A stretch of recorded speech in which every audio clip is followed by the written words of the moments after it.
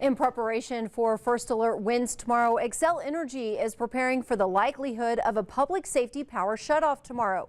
Greg breaks down the map of where all could possibly be impacted.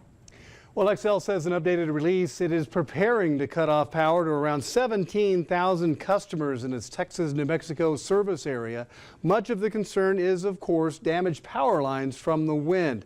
Now let's take a look at this map here. This is from Xcel, and this is the areas that the possible shutoff of power is going to happen. It's going from Pampa on up into Amarillo, up near Dumas, and then out west near Vega and beyond, and then south Canyon down to the Happy area. Now, if you look inside Amarillo here, there's the loop. Nothing inside the loop except in the northwest quadrant of Loop 335, coming down inside the city here and moving, as I mentioned, kind of up north into Dumas and also out west Bushland and beyond. Now, if you're a customer affected, Xcel will attempt to contact you directly. If there is damage, remember it could take several hours or days to restore. This map will also be updated throughout the evening. You can see it at newschannel10.com. Lindsay?